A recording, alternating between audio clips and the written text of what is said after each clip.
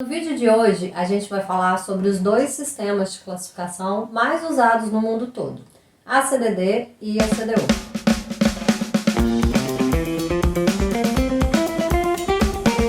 Olá pessoal, sejam bem-vindos ao meu canal, eu sou a professora Ana Patrícia.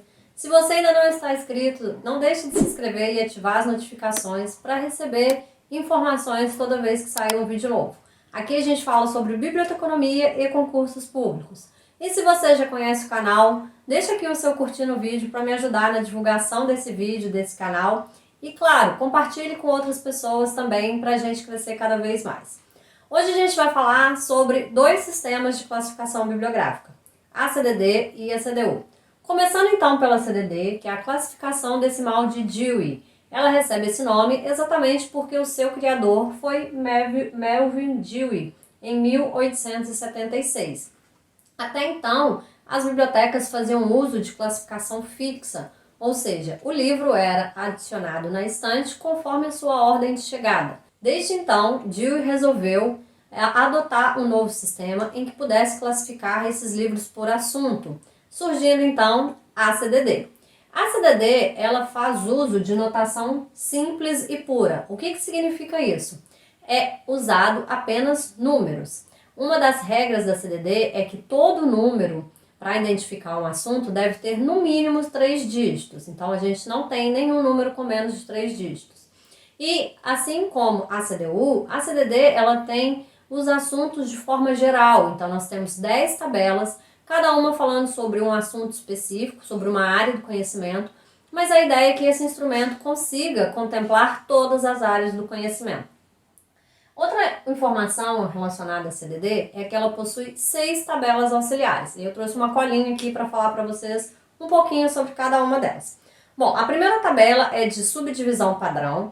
A segunda, áreas geográficas, períodos históricos e bibliografia e biografia. A terceira é sobre subdivisão de artes, literatura e formas literárias. A quarta tabela, subdivisão de idiomas e família de idiomas. Quinta tabela, grupos étnicos e nacionais. E a última tabela é uma tabela de idiomas. Hoje, a CDD ela é mantida pelo Library of Congress, que é responsável pela atualização e por revisões. É importante mencionar que nós não temos a CDD em português, ela é uma tabela toda em inglês. Então, é um dificultador, talvez, né? A gente não tem aí a tradução para o nosso idioma. E depois nós temos a CDU. A CDU ela surgiu como uma tentativa de ampliar a CDD. Foi uma iniciativa de Paul Otlet e Henri Lafontaine. Em 1905, eles lançaram a primeira edição do que seria uma nova classificação, né, considerada mais abrangente. Por isso ela leva o nome de classificação universal.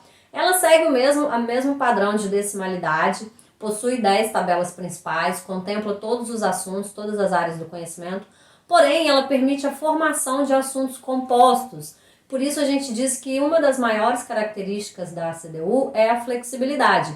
E para isso ela faz uso de símbolos, né, de tabelas adicionais. Então aqui nós temos 9 tabelas. E essas tabelas são representadas por símbolos gráficos que permitem junção de assuntos. Diferente da CDD, em que a gente tem uma notação simples, lá na CDU nós temos a notação mista. Ou seja, além dos números, a gente tem a possibilidade de uso de letras e símbolos gráficos na formação do número de notação. A CDU, hoje, ela é mantida por um consórcio, que é chamado Consórcio CDU, são vários países que administram e atualizam. E no Brasil, quem é responsável pela tradução em português é o IBICT. Então a gente tem essa vantagem, né, de ter um instrumento em português mantido e atualizado pelo IBICT. Essas duas ferramentas já estão disponíveis online, a gente já consegue encontrar, né, mediante assinatura, o acesso das duas online.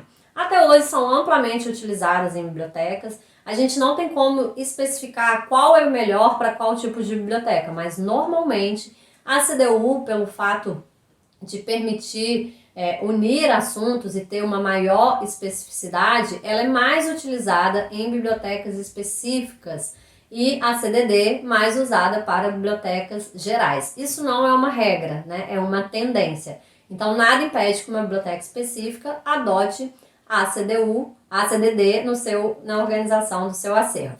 Eu sei que o pessoal tem assim, uma certa resistência, porque existem diversas regras para o uso da CDD e da CDU, né? São volumes extensos, longos, então a gente precisa lembrar que são instrumentos de apoio à atividade de classificação. Por isso, não é um instrumento para ser decorado, né? E sim um instrumento para ser consultado e usado no dia a dia, no trabalho de classificação dos documentos. Uma coisa importante também é que a partir dessa classificação, os números que são registrados, né, para cada livro, para cada documento, que nós chamamos de notação, vão indicar o endereço daquele livro na estante da biblioteca. E aí a gente diz que uma das finalidades desses sistemas, além de promover a classificação, é auxiliar no processo de arquivamento dos documentos dentro de um centro de informação, dentro de uma biblioteca. Eu espero que vocês tenham gostado do vídeo. Comenta aqui para mim o que vocês acham da CDD e da CDU, o que vocês preferem, o que vocês têm mais facilidade de uso. E não deixem de curtir e compartilhar esse vídeo. Eu espero vocês. Até a próxima!